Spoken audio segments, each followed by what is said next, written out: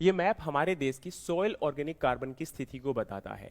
यानी कि आज हमारे देश के अंदर जहां पर भी क्रिटिकल कंडीशन है वो रेड कलर के द्वारा आपको रिप्रेजेंट किया जा रहा है। क्रिटिकल कंडीशन का मतलब है कि जहां पर ऑर्गेनिक कार्बन की जो मात्रा है वो 0.5% से भी कम है। और ये जो सॉइल कलर में आपको दिख रहा है यहाँ पर 0.5 से 1% के बीच में ऑर्गेनिक कार्बन की मात्रा है। और जो ग्रीन जोन है यहाँ पर 1% से ज़्यादा ऑर्गेनिक कार्बन होता है।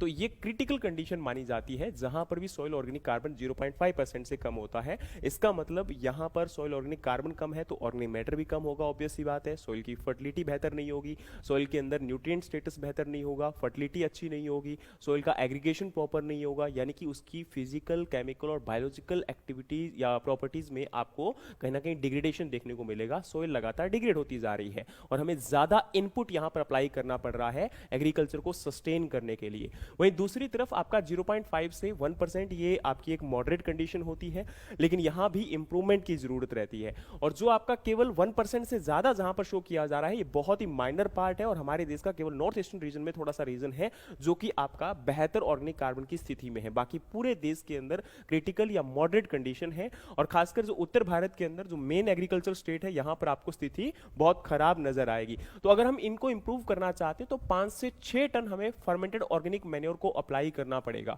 और जो आपके मीडियम या ये कह सकते हो मॉडरेट कंडीशन में है यहां पर 3 से 4 टन फर्मेंटेड ऑर्गेनिक मैन्योर को अप्लाई करना पड़ेगा। और यहां भी हमें कम से कम 1 से 2 टन आपका फर्मेंटेड ऑर्गेनिक मैन्योर हर साल हर आपके 1 हेक्टेयर में अप्लाई करना चाहिए। ये 1 हेक्टेयर की डोज बताई गई है और हर साल की बताई गई है ताकि ऑर्गेनिक कार्बन इंप्रूव किया जा सके, क्योंकि ऑर्गेनिक कार्बन आपकी मिट्टी की प्राकृतिक उर्वरक क्षमता को रिप्रेजेंट करता है। ये सॉइल की फिजिकल, बायोलॉजिकल और केमिकल प्रॉपर्टीज को बेहतर बनाने की कोशिश करता है, उसके अंदर पीएच को इंबैलेंस करेगा और ओवरऑल ये कह सकते हो उसके अंदर एक बफरिंग कैपेसिटी का काम करेगा और हमारी जो प्राकृतिक उर्वरक क्षमता है उसको बढ़ाने में काम करेगा। और साथ में वाटर होल्डिंग कैपेसिटी भी बढ़ती है और एक प्रकार से एग्रीकल्चर की जो प्राकृतिक आपकी उत्पादकता है और आपकी जो फर्टिलिटी है उसको इंप्रूव करने में काफी हद तक सहायता करता है। तो इसके ऊपर हमें काम करने की जरूरत है। आने वाले समय में अगर हम वाकई में एग्रीकल्चर को सस्टेन करना चाहते हैं, टिकाऊ खेती बनाना चाहते हैं, तो ऑर्गेनिक कार्बन को बढ़ाना होगा और इसके बारे में फार्मर्स को अवेयर करना पड़ेगा। सबसे ज्यादा महत्वपूर्ण है क्योंकि इसके बारे में अभी तक आपके फार्मर्स, बहुत सारे किसानों को इसके बारे में नॉलेज ना होने के कारण